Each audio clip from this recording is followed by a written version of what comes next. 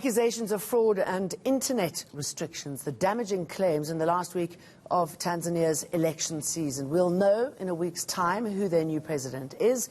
60-year-old President John Magufuli is seeking a second term in office. More than 20 million voters cast their ballot in elections overshadowed by these allegations. Now, the main opposition claims there have been irregularities in the vote, an accusation dismissed by the National Electoral Commission. It appears internet access to some sites is also interfered with. Let's get the latest now with eNCA's Isabel Nakirya, who joins us from Kampala in Uganda. Very good morning to you. What is going on there as we enter into the last week?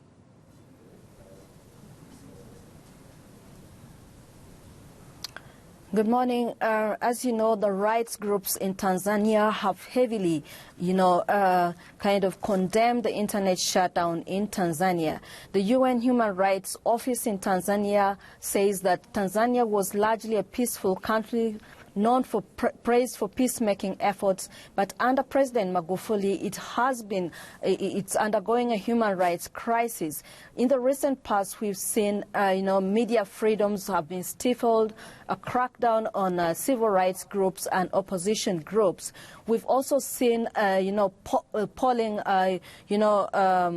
opinion polls have also been banned in the country. So it's kind of very difficult to tell which president is going to win the election. But analysts think that President Magufuli has an upper hand in this. We've also seen concern growing on the trend in the region, as this is not only happening in Tanzania. Internet shutdowns have happened in the region. We've seen this happening in Togo, in Burundi. In the last election in Uganda, it happened, and in the DRC. So there are rights groups condemning this as an internet, expressing internet freedoms here. So we think that internet shutdowns, as the tweeters called it, is very harmful and a basic violation of human rights in the region. But at the same time, we've also heard that elections have been largely peaceful, apart from in Zanzibar, where there have been heavy deployments of security. And of course, opposition groups say that this has been intimidation for voters that have feared to turn out in large numbers to vote. We've also heard that opposition candidates like Tundu Lissu, who survived an assassination attempt earlier in 2017, saying that there's been widespread irregularities and vote stuffing, marking of, ballot boxes.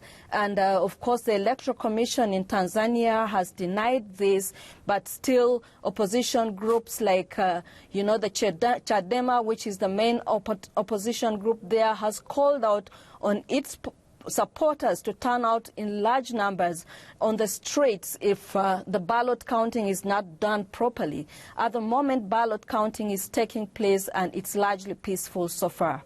I mean, it's hard to imagine that you're talking about this country, as you say, one that's always known to be relatively peaceful. And the fact that these sort of human rights abuses are exacerbating in this time.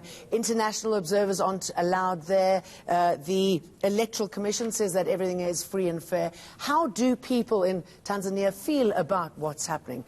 Do they feel that their voice will be adequately represented at the polls?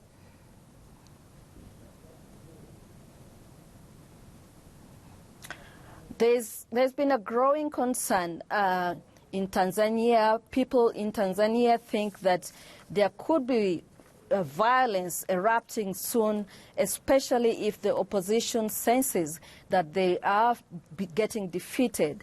But, the President Magufuli, when he cast his vote earlier yesterday, called out for peace in the nation and said, even after elections, there is life. But, opposition groups have condemned the widespread violations of human rights, saying security agencies barred their agents from polling stations. And, of course, this created fear among the citizens, and people feared to turn out in large numbers.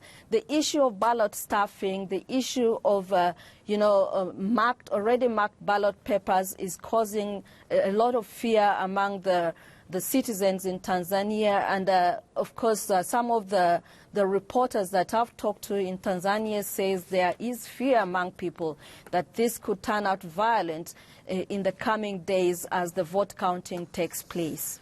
Really disturbing. Isabel, thank you for that.